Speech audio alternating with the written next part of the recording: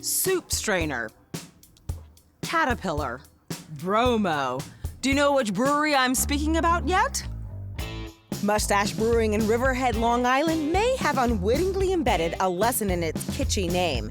Growing a handlebar mustache takes commitment and patience, and the same is true for launching a successful brewery. I am Matthew Spitz. I am one of the co-owners here at Moustache Brewing Company, along with my wife. I'm Lori Spitz. I'm the other co-owner, the non-mustache half of the brewery.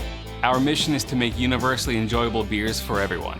We have brown ales and porters and cream ales and pale ales, more of your traditional kind of craft beers, but we also do all these crazy IPAs and new and experimental things with hops and fruits and things. We can satisfy a lot of different levels of craft beer drinkers. Some of our signature beers are Milk and Honey Brown Ale, our Sailor Mouth IPA, Lawn, which is a cream ale, Life of Leisure, which is our pale ale, Everyman's Porter, Wanderlust, ESB, which is English style. In the Taproom here, we try to really pull in the community space kind of feel. We have long tables that are communal tables. We invite people to bring children and dogs, and you can bring in outside food and just come and hang out if you want. We have people that come, they'll have work meetings here. You know, they'll just come here, grab a pint, stand around a table, and just discuss what they have to do. If people come and do homework, read books, it's great, I love it. Having that kind of space where people come and meet and have conversations and enjoy each other's company instead of being glued to a TV screen, it's a third space. It's not home or work, it's here. One of the things that's really important to us also is giving back to the community. So we do a bunch of different beers throughout the year where we donate a portion of the profits to cleaning up like the local water, educational scholarships. When we opened, we auctioned off the first pint ever poured in our tasting room for I think about $250. We donated the money to a local animal shelter. We have a captive audience, and when you have a captive audience, if you can do something good with that, that's important. So Matt and I went to high school together. I was one of the leads on stage crew. She was helping build a lamppost, I think, and that's what I was doing. She caught my eye, and the rest is history. Yep. Being married to your business partner, finding that work-life balance has been challenging. There's never the separation of work and life. Sometimes we have to designate, all right, we're not talking about work during dinner tonight. That's also one of the great things about being married to a business partner is the expedition of ideas and stuff. You don't have to wait until you go to work the next morning, write an email or whatever. Like, oh, it's just right here and it happens instantly. A lot more things happen faster that way. Homebrewing is what spurred opening the brewery for us. We had a friend who was a professional brewer. You know, we were at a bar one night and he was like, yeah, you can do this at home and brew on your stove. And we're like, really? We're like, all right, let's try it. So we bought all the ingredients, and the next weekend he came over, we brewed. A couple weeks later, we had our friends over. We drank it. Nobody got sick or died or went blind, so we did it again. And then probably, back in 2011, I would say, 2010, 2011, we got really serious into figuring out, all right, what does it really take to open a brewery? How can we feasibly really do this? We had a friend that had done a Kickstarter, and we're like, you know what, we'll just try this. We raised the money, great. If we don't, either maybe we weren't supposed to be doing this, or we just gotta find another way. And we raised over $31,000, so we had a goal of $25,000. We were like, oh crap, we have to actually do this now. Yeah.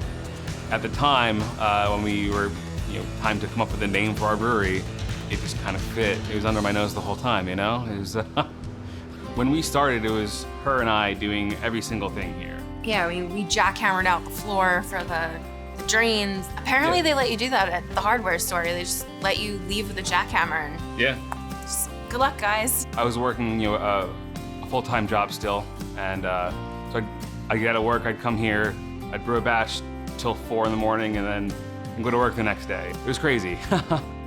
I did, and I still do, everything on the back end. So I'm doing all of the logistical stuff, the paperwork. I design almost pretty much all of our can labels, all of our packaging, our social media, all of our marketing. We were very fortunate to find Rob, who is way smarter than I am, and has the similar level of OCD that I do. Working with Matt is absolutely terrible. No. Working with Matt and Lori is great. They're very open to ideas. If I come up with something and I say, oh, I'd love to try this, they're for it. They're not going to shoot the idea down. And I think that that is one of the keys to our success, is that it's so collaborative even internally. Matt and I both have a lot of OCD, and I realized that really early on, because he'd have certain things placed in a certain spot, and then I would say, oh, I like it placed here, and then things would kind of move back and forth, and then we kind of realized that we're just moving the same piece. It's worked out really well because it allows the brewery to be very clean, uniform, and everything has a purpose, everything has a spot, and it's easy to find things when you really need them.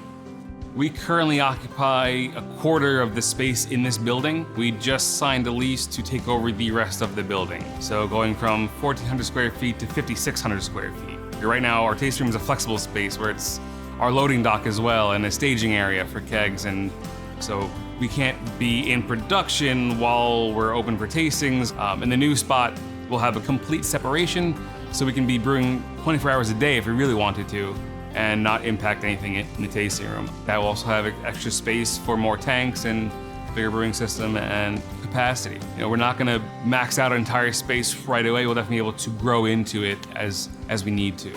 This expansion will be expanding the Moustache family as well. We'll be bringing on probably about 10 new employees. Independence is knowing where your beer is made, who's making it, and ultimately where the money is going after you purchase your beer. We're making our own decisions. Product isn't being driven by marketing, it's being driven by what we think is best, what's right at the moment. It's not beer being marketed as craft beer, but really being produced by global conglomerate corporations.